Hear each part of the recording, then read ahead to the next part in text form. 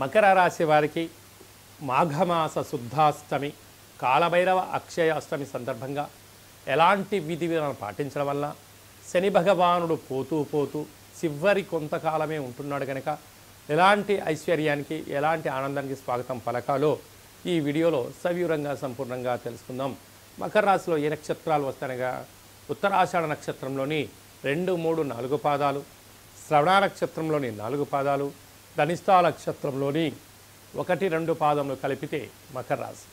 చాలామందికి పుట్టినటువంటి కాల సమయంలో డేటా బర్త్లు లేనటువంటి కారణం వలన పేరు యొక్క మొదటి అక్షరాన్ని అనుసరిస్తూ ఆ రాశిని తెలుసుకొని ప్రయత్నం చేద్దాం.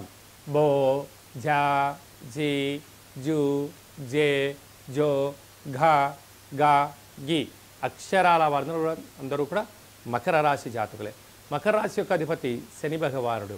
వీరికి ఒకవైపు ఏళ్లనాటి శని శివరార్ధ సంచార స్థితిలో ఉన్నప్పుడు ఏడాది తర్వాత రవి భగవానుడు మకర రాశిలోనే బుధాదిత్య రాజయోగంలో సంచారం చేయడం వలన ప్రభుత్వ ఉద్యోగ ప్రయత్నం చేసేవారికి చాలా మంచి కాలము.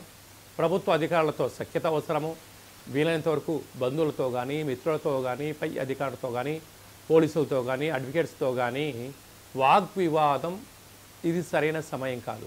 మౌనం, ధ్యానం, ఏకాగ్రత, సమిష్టి కృషి, హార్డ్ వర్క్, ఆపై భగవంతుడి సేవ చేయడం వలన వీటన్నిటి కష్టాల నుంచి బయటపడిపోతూ శని భగవానుడు పోతూ పోతూ ఐశ్వర్యాన్ని, ఆనందానికి మార్గాలు చెప్తూ సూచన ప్రాయంగా మిమ్మల్ని విజయం సాధిస్తారు, కలిగించడానికి ఉపయోగపడుతుందని చెప్పి గమనించాలి. అలాగనే ధనావాకు కుటుంబ స్థలంలో శని భగవాన్ ఉండడం వలన మీ ఓపిక, మీ పట్టుదల, ధర్మం, సేవా కార్యక్రమం వల్ల ధనం రెట్టిపోతూ స్థిరచరాస్తులు మీ సొంతం కాబోతున్నాయి. తృతీయంలో శుక్రరాహుల సంచార స్థితి ఉండడం వలన తల్లిదండ్రులతో, అన్నాదమ్ములతో, అక్కా చెల్లెలతో ప్రశాంతమైన వాతావరణం అవసరం చెప్పి కూడా గుర్తుపెట్టుకోవాలి. పంచమ స్థానంలో దేవగురు బృహస్పతి సంచారించడం వల్ల వివాహం అవ్వని వారికి వివాహం అవడం, సంతాన యోగం, విదేశాలకు వెళ్ళాలి, పెట్టుబడులు, ఆకర్షణ, ఫ్యాక్టరీలు, కర్మాగారాలు ప్రారంభించాలని మీ కోరిక నెరవేరబోతుంది. 6వ స్థానంలో కుజుడు సంచరించడం వలన విపరీతమైన ఐశ్వర్యానికి, ఆనందానికి అవధులు లేవు మకర రాశి వారికి అని చెప్పి కూడా గుర్తుపెట్టుకోవాలి.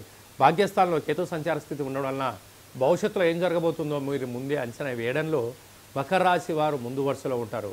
కనుక ఇలాంటి కాల సమయంలో ఇన్ని వేల వీడియోలలో ఈ వీడియో మీరు చూస్తున్నారు మకర రాశి జాతకులు అన్నట్లయితే కాళ భైరవ స్వామికి ఆశీస్సులు మీ పైన ఉన్నాయి అని చెప్పి మీరు గమనించాలి. కనుక ఈ అష్టమి తిథి ఎందున ఇంట్లో నారికేల దీపాన్ని, కూష్మాండ దీపాన్ని ఏర్పాటు చేయడం, కాళభైరవ స్వామికి సౌభాగ్య ముడుపును కట్టడం, స్మరణ అష్టకాన్ని ఎప్పుడైతే వింటారో ఆయన మన ఇంటికి వచ్చి మనల్ని సంరక్షిస్తూ మనకు ఉండబడిన చేస్తున్న వృత్తి, ఉద్యోగ, వ్యాపార కార్యక్రమంలో ఆటంకాలని తొలగించి మనల్ని శ్రీరామరక్షగా కాపాడుతాడు అని చెప్పి గమనించాలి. కనుక డాక్టర్లకు, హార్డ్వేర్ ఉద్యోగస్తులకు, నీటితో కూడుకున్న హోటల్ వ్యాపారస్తులకు, వ్యవసాయ సోదరీమణులు, స్వీట్ హౌసులు, గృహ భవన నిర్మాణ కార్యక్రమం చేసే వారందరికీ కూడా భగవంతుడి యొక్క సేవ, ఆశీస్సులు అవసరమని చెప్పి గుర్తుపెట్టుకోగలగాలి.